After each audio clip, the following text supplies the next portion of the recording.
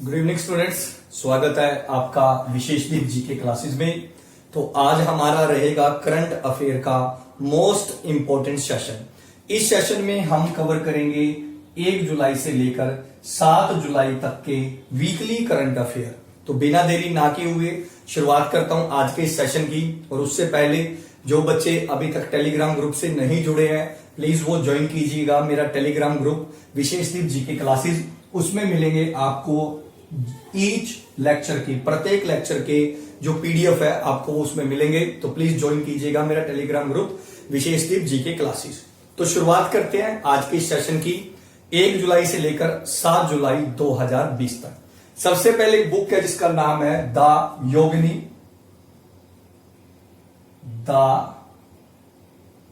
योगिनी poems. ठीक है, the Yogini poems love lifes. याद रखना बुक का क्या नाम है, the Yogini poems love lifes. The Yogini poem love lifes. तो यहां पर एक सीधा सा प्रश्न बनेगा कि इस बुक की राइटर कौन है। तो इस बुक की राइटर है डॉक्टर अदीशा दास। डॉक्टर अदीशा दास इस बुक की जो राइटर है वो राइटर कौन है, doctor Adisha Das. The Yogini poems love life. तो कौन है इसकी writer, doctor Adisha Das. Doctor Adisha Das किस स्टेट से है, तो याद रखना ये ओडिशा से है। ओडिशा में एट प्रेजेंट सीएम कौन है, नवीन पटनायक।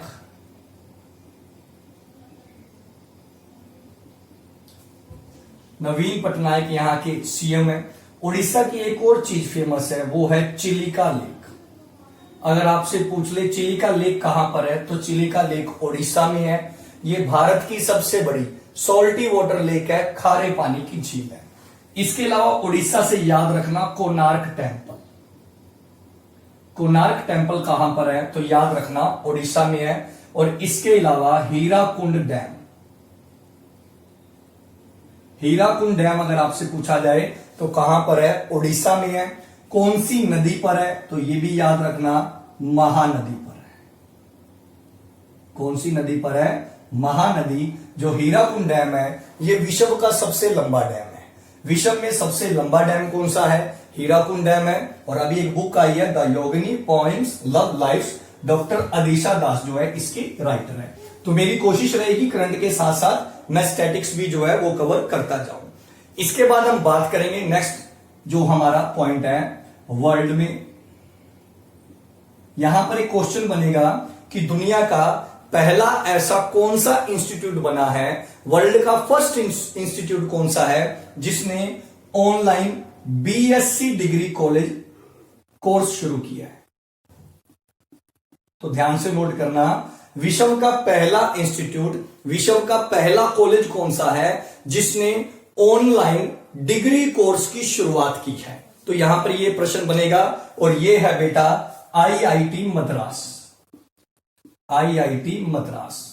तो याद रखना आईआईटी जो मद्रास है विश्व में पहला ऐसा इंस्टीट्यूट बना है जिसने ऑनलाइन बीएससी का कोर्स जो है वो स्टार्ट किया है। ठीक है, अभी एक रैंकिंग आई थी जो एचआरडी मिनिस्ट्री की है। एचआरडी मिनिस्ट्री में अगर बात की जाए ओवरऑल, तो ओवरऑल हमारे देश में नंबर 1 पर कौन रहा था, आईआईटी मद्रास रहा था। ये भी आपने याद रखना है कि ओवरऑल की कैटेगरी में नंबर 1 इंस्टीट्यूट कौन सा रहा है, तो नंबर 1 जो इंस्टीट्यूट रहा है वो रहा है आईआईटी मद्रास। तो बढ़ते हैं इससे आगे और नेक्स्ट पॉइंट की तरफ चलते हैं। नेक्स्ट पॉइंट है, अभी एक योजना शुरू की गई है, हमारा घर हमारा विद्यालय। इंग्लिश और हिंदी में इसका यही नाम है, इसलिए याद रखना हमारा घर हमारा विद्यालय। ठीक है बच्चों, तो जो हमारा घर है वो हमारा स्कूल है। इस नाम की योजना शुरू की गई है क्योंकि कोविड-19 के कारण सभी बच्चों की स्टडी जो है वो काफी प्रभावित हो रही है। अब क्वेश्चन ये है कि इस योजना की शुरुआत किस राज्य ने की है, तो इस योजना की शुरुआत करने वाला राज्य है मध्य प्रदेश, एमपी। एमपी के सीएम कौन है, शिवराज चौहान। शिवराज चौहान तो एमपी में इस योजना की शुरुआत की गई है। इसमें एमपी गवर्नमेंट पेरेंट्स को, टीचर को और स्टूडेंट्स को मोटिवेट करेगी कि घरों का माहौल जो है वो किस तरह का बनाया जाए, स्कूल के जैसा बनाया जाए। ठीक है, ये जो योजना रहेगी, ये जो प्लान रहेगा, फर्स्ट से लेकर 8 तक के बच्चों के लिए रहेगा, यानी कि पहली से 8वीं तक की क्लास के लिए ये स्कीम रहेगी। इसके अलावा भी इन दिनों में भोपाल ने बहुत सारी स्कीम्स लॉन्च की है, मध्य प्रदेश ने बच्चों। ठीक है, जैसे कि अगर आपसे पूछे कि इंडिया का पहला ई वेस्ट क्लिनिक, तो इंडिया का पहला ई वेस्ट क्लिनिक कहां पर ओपन किया गया है? भोपाल में ओपन किया गया है इंडिया का फर्स्ट ई वेस्ट क्लिनिक। इसके अलावा मध्य प्रदेश का 52 डिस्ट्रिक्ट, ये कई बार एग्जाम में आया है। अब मध्य प्रदेश में 52 डिस्ट्रिक्ट है, तो मध्य प्रदेश का 52 डिस्ट्रिक्ट बना है निवाड़ी। तो स्टैटिक भी आप साथ साथ कवर करते जाओ, कौन सा बना है? निवाड़ी। ठीक है भी, कौन सा? निवाड़ी। अभी मध्य प्रदेश ने कुछ करंट में स्कीमें शुरू की थी, जैसे कि याद रखना बुखार क्लिनिक,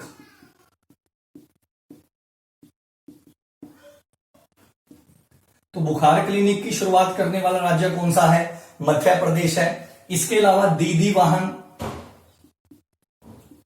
दीदी वाहन योजना शुरू की थी मध्य प्रदेश ने। बुखार क्लिनिक मध्य प्रदेश ने शुरू किया है, दीदी वाहन मध्य प्रदेश ने शुरू किया है।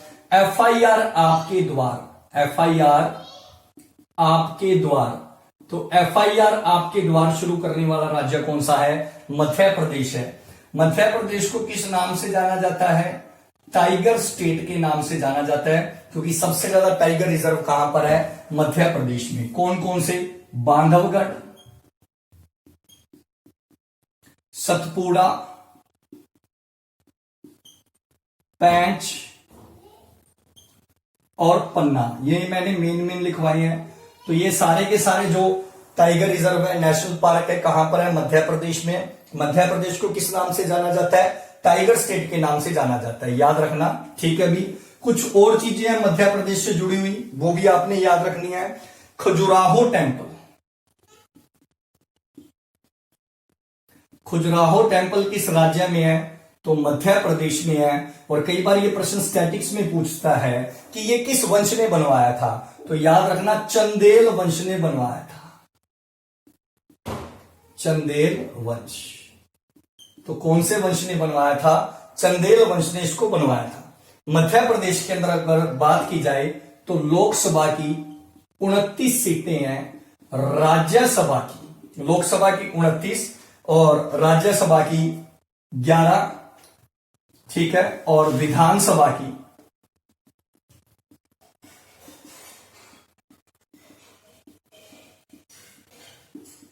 230। ठीक है, लोकसभा 29। बेटा यहां पर क्षमा चाहूंगा, राज्यसभा की 11 नहीं है, एक बार मेरे को ध्यान नहीं है इसलिए राज्यसभा छोड़ दो। लोकसभा की 29 है, विधानसभा की 230 सीटें हैं। तो ये सारे के सारे स्टैटिक्स पॉइंट बन रहे थे कहां से? मध्य प्रदेश से। हमारा घर हमारा विद्यालय नाम की योजना शुरू की है किस राज्य ने? मध्य प्रदेश ने। बढ़ते हैं आगे, नेक्स्ट है ये एक अवार्ड है, ध्यान से नोट करना, महालनोबिस अवार्ड।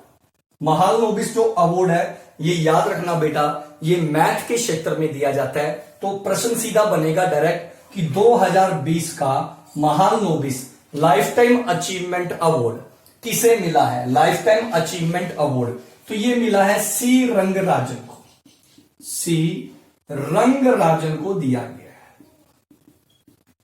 ठीक है, किसे दिया गया है? सी रंगराजन। अब ये सी रंगराजन कौन है? तो याद रखना RBI, reserve bank of India के पहले ये गवर्नर रह चुके हैं, सी रंगराजन। ठीक है, अगर आपसे पूछा जाए, मैथ की बात हो रही है, 29 जो आएगा जून, 29 जून अभी गया है, 29 जून को कौन सा डे मनाया जाता है? तो नेशनल स्टैटिक्स डे मनाया जाता है,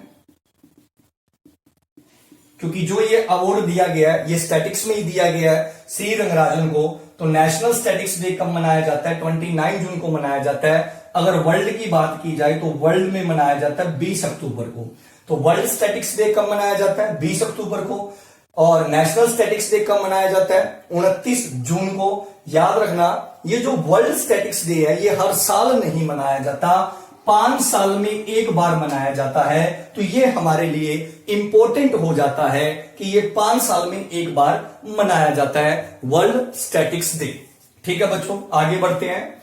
नेक्स्ट हम बात करेंगे नाडा, नेशनल एंटी डोपिंग एजेंसी। हम सभी जानते हैं नाडा, नेशनल एंटी डोपिंग एजेंसी। तो नाडा ने अभी एक ऐप लॉन्च किया है। क्या लॉन्च किया है? ऐप, ठीक है, ताकि प्लेयर्स को अवेयर किया जाए डोपिंग के प्रति। ठीक है, तो याद रखना, इस ऐप का नाम हमें याद रखना है कि इस ऐप का नाम क्या है। तो नाडा की इस ऐप का नाम है इंडिया ऐप। नाडा की इस ऐप का क्या नाम है? India app. याद रखना क्या नाम है? India app. अगर पूछा जाए कि नाडा के सीईओ, नाडा के सीईओ कौन है, तो नवीन अग्रवाल।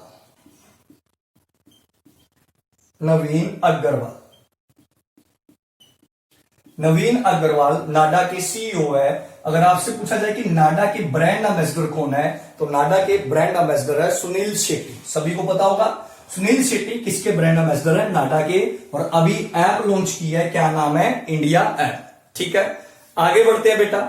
और विजडम, क्रिकेट की दुनिया की जानी मानी मैगजीन है विजडम। तो विजडम ने हाल ही में मोस्ट वैल्यूएबल टेस्ट प्लेयर किसे अनाउंस किया है? ध्यान से नोट करना कि विजडम ने मोस्ट वैल्यूएबल टेस्ट प्लेयर किसे अनाउंस किया है, तो ये है श्रीलंका से। कहां से है? श्रीलंका से। आप सभी जानते हैं मुथैया मुरलीधरन। ठीक है, सुना होगा आप लोगों ने नाम। तो मुथैया जो मुरलीधरन है, ठीक है, मुथैया मुरलीधरन, ये मोस्ट वैल्यूएबल प्लेयर बने हैं टेस्ट में। किस मैगजीन के अकॉर्डिंग? तो याद रखना विजडम मैगजीन के अकॉर्डिंग। बढ़ते आगे, उससे पहले अगर आपको ये सेशन अच्छा लग रहा है, ठीक है, जिसमें मैं वीकली करंट अफेयर कवर कर रहा हूं, तो प्लीज कमेंट करके बताना कैसा लगा ये आपका। और ज्यादा से ज्यादा वीडियो को लाइक करना और ज्यादा से ज्यादा शेयर करना। इसके बाद हम बात करेंगे IRDAI का फुल फॉर्म है इंश्योरेंस रेगुलेटरी डेवलपमेंट अथॉरिटी, जिसका हेड ऑफिस कहां पर है? हैदराबाद में, जिसका हेड ऑफिस है। ठीक है भी। तो IRDAI ने अभी हाल ही में एक इंश्योरेंस पॉलिसी लॉन्च की है कोरोना को लेकर, कोविड-19 को लेकर। क्योंकि आप सभी को पता है कि प्राइवेट हॉस्पिटल्स में कोविड-19 का काफी महंगा इलाज है, क्योंकि सरकारी में लगातार वेंटिलेटर्स की कमी पड़ रही है। इसलिए एक पॉलिसी लॉन्च की है। और इस पॉलिसी का क्या नाम रखा गया? तो याद रखना कोरोना कवच। ये आपने याद रखना है, कोरोना कवच। क्या नाम है बेटा? कोरोना कवच। ठीक है, ये पॉलिसी जो है 3.5 महीने के लिए, 6.5 महीने के लिए और 9.5 महीने के लिए होगी। मतलब 3 कैटेगरी में है, 3.5 महीने के लिए, 6.5 महीने के लिए और 9.5 महीने के लिए पॉलिसी होगी। ये याद रखना है। और इस पॉलिसी में आपको 50,000 से लेकर 5 लाख तक का कवर मिलेगा। 50,000 से लेकर कितने तक का कवर मिलेगा? 5 लाख तक का आपको कवर मिलेगा। आगे बढ़ते हैं और नेक्स्ट हम बात करेंगे आइसलैंड। आइसलैंड एक छोटा सा यूरोपियन कंट्री है और हाल ही में इसके प्रेसिडेंट क्या हो गए हैं? चेंज। तो सीधा सा क्वेश्चन बनेगा कि इसके प्रेसिडेंट कौन बने? तो याद रखना गुडनी जॉनसन। गुडनी जॉनसन। ठीक है बेटा। तो आइसलैंड के न्यू प्रेसिडेंट कौन बने हैं? गुडनी जॉनसन। याद रखना कौन बने हैं? गुडनी जॉनसन। कहां के प्रेसिडेंट बने हैं? आइसलैंड। नेक्स्ट, वेस्ट बंगाल, पश्चिम बंगाल। सीएम कौन है? ममता बनर्जी है। तो अभी वेस्ट बंगाल ने कोविड-19 से लड़ने के लिए एक क्लब बनाया है। ठीक है, उस क्लब का नाम हमने याद रखना है। क्लब का नाम है कोविड वॉरियर क्लब। इस क्लब में वो लोग शामिल होंगे जो कोरोना से ठीक हो चुके हैं, और जो लोग ठीक हो चुके हैं वो अब सरकार की सहायता करेंगे कोरोना से लड़ने के लिए। तो याद रखना, कोविड वॉरियर नाम का क्लब बनाने वाला भारत का पहला राज्य कौन सा बना है, फर्स्ट स्टेट कौन सा बना है, वेस्ट बंगाल। ठीक है भी। अब वेस्ट बंगाल से कुछ स्टैटिक्स क्वेश्चन भी बनते हैं। प्रश्न ये बनता है, फरक्का डैम कहां पर है? फरक्का डैम वेस्ट बंगाल में है। कौन सी नदी पर है? हुगली नदी पर है। तो एक प्रश्न ये बनेगा।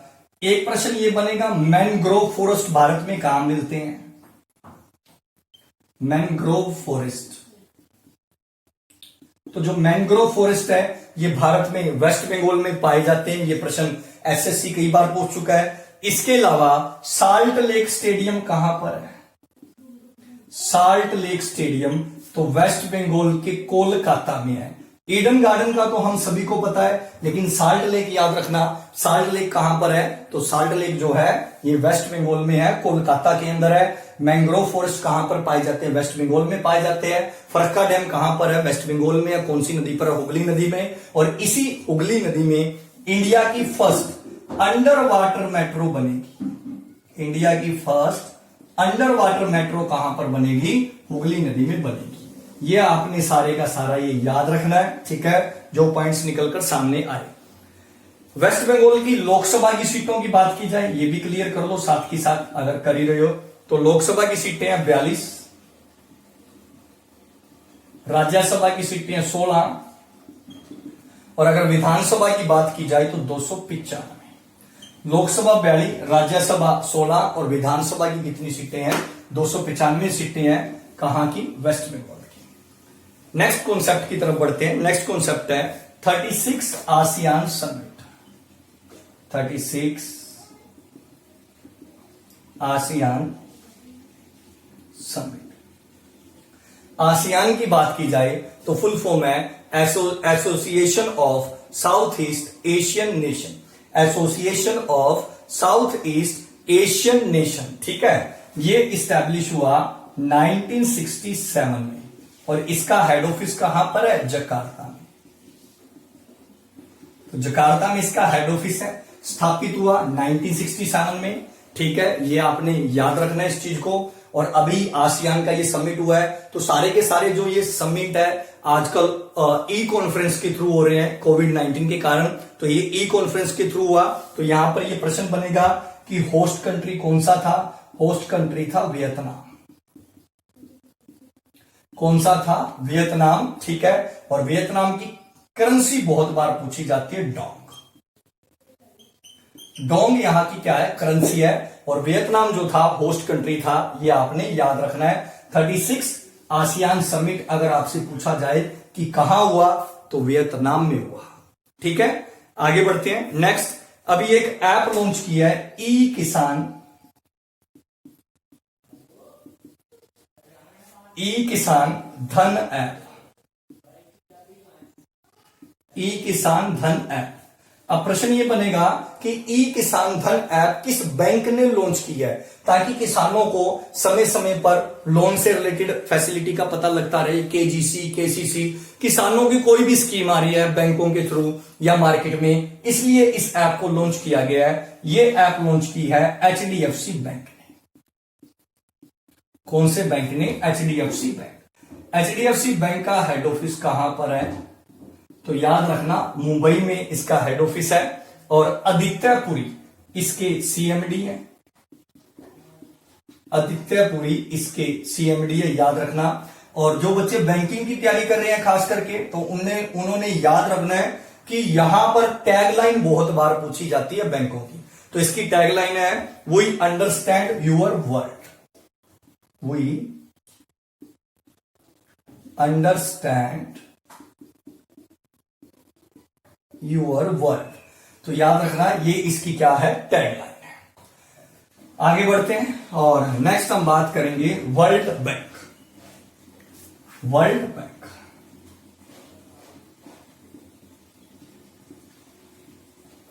ठीक है। कब स्टैब्लिश हुआ? 1945 में।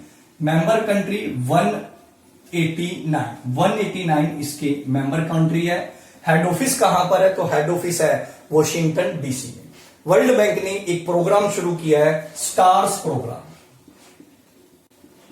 कौन सा प्रोग्राम? स्टार्स प्रोग्राम उन कंट्री के लिए जिनकी इकोनॉमी कोविड 19 के कारण काफी इफेक्ट हुई है। वैसे तो पूरे वर्ल्ड की हुई है, मतलब वर्ल्ड बैंक ने एक प्रोग्राम शुरू किया है कि जिनको लगता है कि उन्हें अपनी इकोनॉमी को बढ़ाने के लिए अब रुपयों की जरूरत होगी, पैसों की जरूरत होगी, तो वर्ल्ड बैंक उन्हें लोन देगा। कौन से प्रोग्राम के अंडर? स्टार्स प्रोग्राम के अंडर। तो इसी प्रोग्राम के अंडर वर्ल्ड बैंक से भारत लेगा, याद रखना, $500 मिलियन। तो ये आपने याद रखना है, $500 मिलियन लेगा स्टार्स प्रोग्राम के अंदर इंडिया, ठीक है। और यहां पर एक चीज और नोट करना, वर्ल्ड बैंक ने हमारी 6 स्टेट्स को, कितनी स्टेट को? 6 स्टेट को भी लोन दिया है। और जो 6 स्टेट को लोन दिया है वो $250 मिलियन का है, ठीक है। कितने डॉलर का है? $250 मिलियन का। और ये 6 स्टेट को, 6 स्टेट्स को क्यों दिया गया है? ताकि एजुकेशन में सुधार किया जा सके। अब ये 6 स्टेट कौन सी है ये भी याद रखना है। हिमाचल प्रदेश, केरला, इसके बाद महाराष्ट्र, महाराष्ट्र के बाद एमपी, एमपी के बाद राजस्थान और राजस्थान के बाद उड़ीसा। तो इन 6 स्टेटों को $250 मिलियन का लोन दिया है वर्ल्ड बैंक ने। और स्टार्स प्रोग्राम के अंदर कितने का दिया? गवर्नमेंट ऑफ इंडिया को, भारत सरकार को $500 मिलियन का जो है लोन दिया है वर्ल्ड बैंक। बढ़ते हैं इससे आगे और नेक्स्ट हम बात करेंगे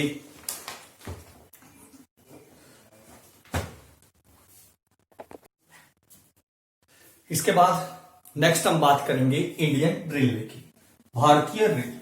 अभी भारतीय रेलवे ने इंडिया की सबसे लॉन्गेस्ट ट्रेन चलाई है। तो यहां पर एक क्वेश्चन बनेगा कि जो सबसे लॉन्गेस्ट ट्रेन चलाई गई है उसका क्या नाम है? तो याद रखना, जो सबसे लॉन्गेस्ट ट्रेन चलाई गई है उसका नाम है शेषनाग, ठीक है। याद रखना है क्या नाम है? शेषनाग। ये एक गुड्स ट्रेन है, मालगाड़ी है, इसका नाम शेषनाग रखा गया है। 2.8 किलोमीटर की ये ट्रेन है। कितनी लंबी है? 2.8 किलोमीटर की। अब यहां पर प्रश्न ये भी बन सकता है कि रेलवे के कौन से बोर्ड ने इसको चलाया है? तो याद रखना, south east central railway, south east और सेंट्रल रेलवे ने इसका संचालन किया है। जो हमारे देश की लॉन्गेस्ट गुड्स ट्रेन चलाई गई है, याद रखना, ठीक है। नाम क्या है? शेषनाग। 2.8 किलोमीटर की ये ट्रेन रही है। आगे बात करेंगे global E waste report. Global E waste report. E waste क्या होता है? देखो, हमारे देश का पहला ई वेस्ट क्लिनिक कहां लगा है? भोपाल में, मैं बता चुका हूं।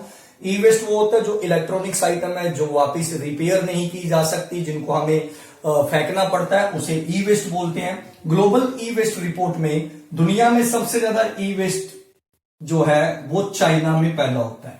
दूसरे नंबर पर बात की जाए तो सेकंड नंबर पर है अमेरिका, और तीसरे नंबर पर बात की जाए तो तीसरे नंबर पर है इंडिया। तो याद रखना, ग्लोबल ई वेस्ट रिपोर्ट में नंबर 1 चाइना, नंबर 2 अमेरिका और नंबर 3 पर कौन है? तो नंबर 3 पर रहेगा इंडिया। रहेगा नहीं, है बच्चों, ठीक है, ग्लोबल ई वेस्ट रिपोर्ट में। आगे हम बात करेंगे रशिया की। कैपिटल मॉस्को और करेंसी है रूबल। अभी रशिया में कॉन्स्टिट्यूशन में अमेंडमेंट की जा रही है और इस अमेंडमेंट से यह क्लियर हुआ है कि 2036 तक, याद रखना, 2036 तक रशिया के प्रेसिडेंट व्लादिमीर पुतिन रहेंगे। Vladimir Putin. तो ये व्लादिमीर पुतिन के लिए खुशी की बात है, उनके लिए खुशी की बात है कि वो 2036 तक जो है रशिया के प्रेसिडेंट बने रहेंगे, व्लादिमीर पुतिन। रशिया की कैपिटल मॉस्को, करेंसी रूबल, और 2036 तक वहां के ये क्या रहेंगे? प्रेसिडेंट। आगे बच्चों डायना अवार्ड।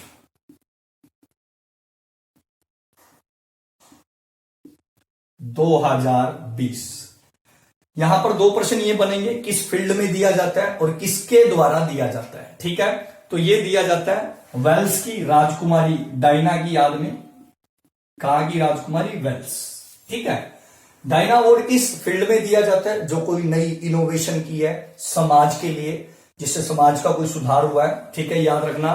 तो ये इस बार मिली है, इस बार मिला है हमारे दिल्ली की एक लड़की है, मात्र 13 वर्ष की, इसने क्या किया, इसने एक ऐप को डिजाइन किया है, बताता हूं, नाम भी बताता हूं। इस लड़की ने एक ऐप को डिजाइन किया है कि आप अपने नजदीक के क्षेत्र में जहां पर भी आप डस्टबिन ढूंढना चाहो तो उस डस्टबिन को ढूंढ सकते हो। ठीक है, मतलब कुल मिला के वेस्ट मैनेजमेंट को लेकर 13 वर्षीय लड़की ने एक ऐप डेवलप किया और उसके कारण जो है डायना अवार्ड मिला है और इनका नाम है प्रिया ठकराल।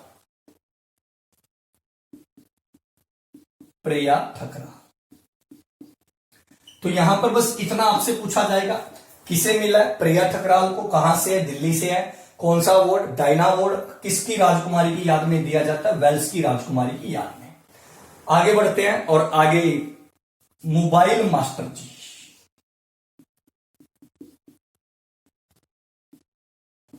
एक प्रश्न ये भी बनता है कि एक ऐप लॉन्च किया है जिसका क्या नाम है, मोबाइल मास्टर जी।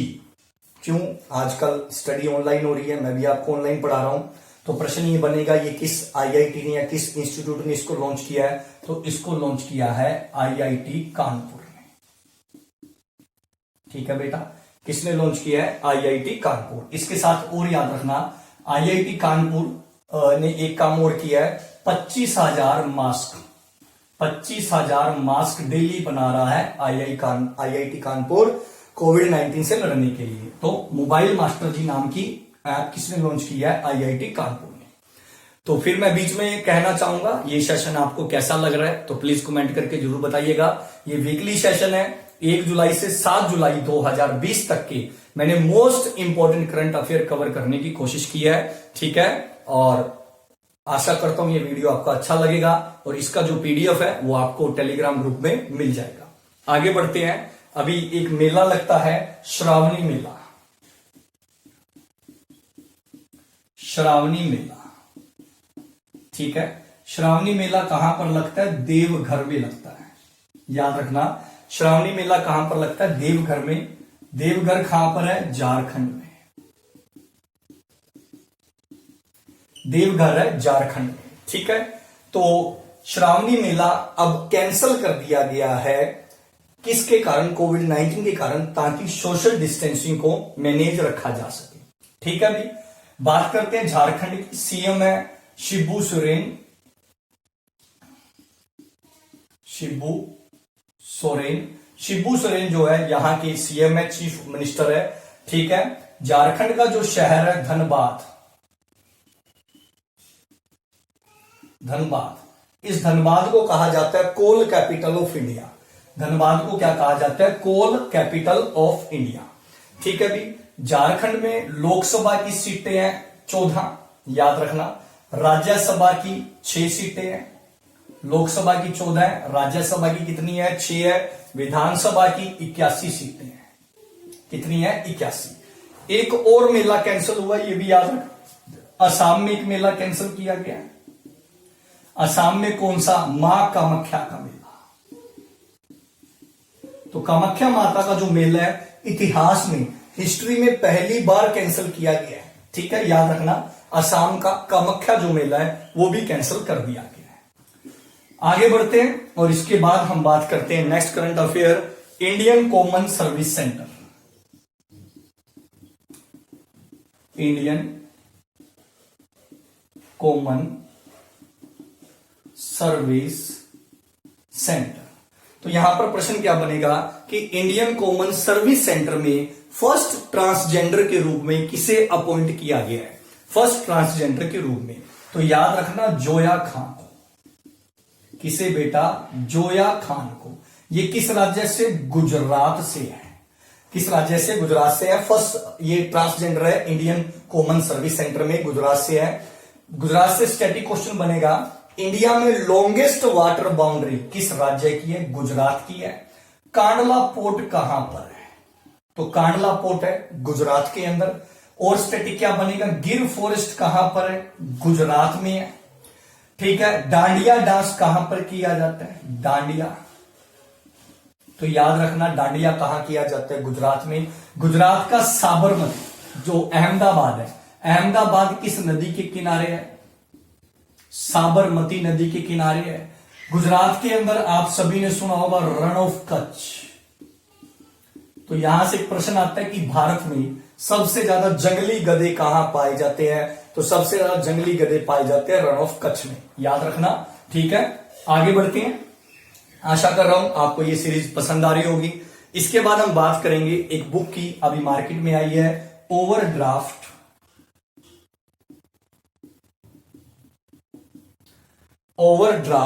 सेविंग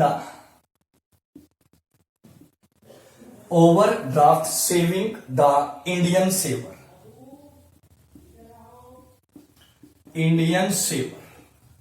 ठीक है भाई, overdraft saving the Indian saver. तो इस बुक के राइटर कौन है? इस बुक के राइटर है उर्जित पटेल। कौन है? उर्जित पटेल। तो हम सभी जानते हैं उर्जित पटेल कौन है, आरबीआई के पूर्व गवर्नर है। तो आरबीआई के जो पूर्व गवर्नर है उर्जित पटेल, उन्होंने इस बुक को लिखा है। बढ़ते हैं इसके आगे, और अभी फ्रांस के पीएम चेंज हो गए। कहां के? फ्रांस। तो यहां पर सीधा प्रश्न बनेगा कि फ्रांस के पीएम कौन बने हैं? तो फ्रांस के जो पीएम बने हैं उनका नाम याद रखना है, जीन कास्टेक्स। Jean Castex. कहां के नए पीएम बने हैं? फ्रांस की क्या कैपिटल है? पेरिस। और पेरिस किस नदी के किनारे है? सीन। ठीक है, और फ्रांस के प्रेसिडेंट कौन है? इमैनुअल मैक्रोन फ्रांस के प्रेसिडेंट है। और अभी नए पीएम कौन बने हैं? तो जीन कास्टेक्स। तो देखो याद रखना बड़ा आसान है। फ्रांस किसके लिए जाना जाता है? फैशन के लिए क्या डालते हो? जीन। ठीक है, तो याद रखना बड़ा आसान है, जीन याद रख लेना, कुछ और याद ना रहे तो। आगे है बेटा, अभी टूरिज्म को बढ़ावा देने के लिए एक कैंपेन लॉन्च किया है जिसका नाम है इंतजार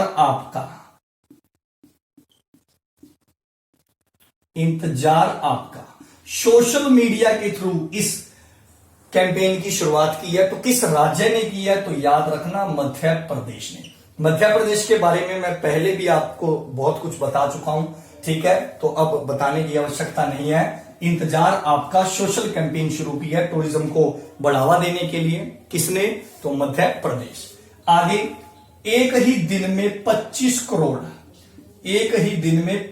करोड़ प्लांट लगाने का रिकॉर्ड किस स्टेट ने बनाया है? तो एक ही दिन में 25 करोड़ पौधे लगाए हैं, किस राज्य ने लगाए हैं? तो याद रखना, यूपी ने। उत्तर प्रदेश ने। उत्तर प्रदेश के सीएम कौन है? योगी आदित्यनाथ। कोविड-19 से लड़ने के लिए एक टीम भी बनाई गई है। टीम का क्या नाम है? टीम 11। क्या नाम है? टीम 11, कोविड-19 से लड़ने के लिए। आगे बढ़ेंगे, एक नई ऐप लॉन्च हुई है कोविड-19 से लड़ने के लिए, जिसका नाम है कोपाल-19। अब सीधा प्रश्न बनेगा, डायरेक्ट प्रश्न बनेगा कि कोपाल-19 ऐप किसने लॉन्च की है? तो याद रखना, आईआईटी दिल्ली ने। बेटा मैं फिर बता दूं, इन दिनों में जितनी भी आईआईटीज हैं, जितने भी इंस्टीट्यूट है या ऑर्गेनाइजेशन है, जो भी कोविड-19 को लेकर ऐप लॉन्च कर रहे हैं, वो सारी की सारी ऐप आपने याद रखनी है। ठीक है, तो याद रखना, वो सारी की सारी याद रखनी है आपने। आगे बढ़ते हैं, इसके बाद DRDO, defence research development organisation, DRDO establish हुआ 1958 में। हेड ऑफिस कहां पर है? न्यू दिल्ली में। और डीआरडीओ के हेड कौन है? तो जी सतीश रेड्डी।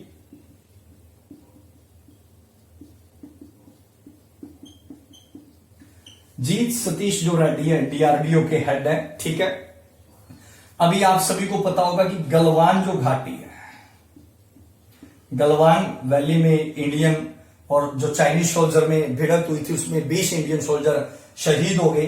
तो डीआरडीओ ने गलवान वैली में कोविड-19 से लड़ने के लिए एक हॉस्पिटल बनाया है। तो उसका नाम बताना है कि क्या नाम है। तो डीआरडीओ ने जो गलवान वैली में हॉस्पिटल बनाया है, किससे लड़ने के लिए? कोविड-19 से। बहुत कम टाइम में, मात्र 12 दिनों में तैयार किया गया इसको। ठीक है, तो इसका नाम क्या रखा गया है? तो याद रखना, सरदार पटेल। एसपी लिख रहा हूं, सरदार पटेल इसका नाम रखा गया है। तो यहां पर कंफ्यूज मत होना, थोड़ी सी मैं आपको बता दूं, क्योंकि दिल्ली गवर्नमेंट ने भी 10,000 बेड वाला एक टेम्परेरी हॉस्पिटल बनाया है कोविड-19 से लड़ने के लिए। तो जो दिल्ली गवर्नमेंट ने बनाया उसका नाम है Sardar Patel Covid care centre. Delhi government ने 10,000 बेड का नाम रखा है Sardar Patel Covid care centre, और जो गलवान घाटी में उसका नाम है सरदार पटेल। ठीक है, तो ये कंफ्यूज मत होना, एक दिल्ली में बनाया गया और एक डीआरडीओ ने कहा बनाया है, गलवान घाटी में। आगे बढ़ते हैं, नेक्स्ट है CBSE, central board of secondary education. CBSE ने टीचर और स्टूडेंट्स को ट्रेन करने के लिए किस ऑर्गेनाइजेशन के साथ एक एग्रीमेंट किया है? तो बस यहां पर सीधा ही पॉइंट याद रखना है, एफबी यानी कि फेसबुक के साथ, क्योंकि आजकल सभी ऑनलाइन ट्रेन कर रहे हैं अपने टीचरों को और अपने स्टूडेंट्स को। तो अभी ये सीबीएसई ने जो है कदम उठाया है, किसके साथ मिलकर? तो याद रखना, फेसबुक के साथ मिलकर। आपको ये सीरीज कैसी लग रही है प्लीज कमेंट करके जरूर बताना। कैसा लगा आपको ये मटेरियल जरूर बताना। आपके द्वारा किया गया कमेंट हमें भी हौसला अफजाई देता है। बढ़ते हैं अपने नेक्स्ट जो है कॉन्सेप्ट की तरफ। नेक्स्ट है male cricketer of the year award. Male cricketer of the year award, ठीक है। कौन सा अवार्ड है? Male cricketer of the year award,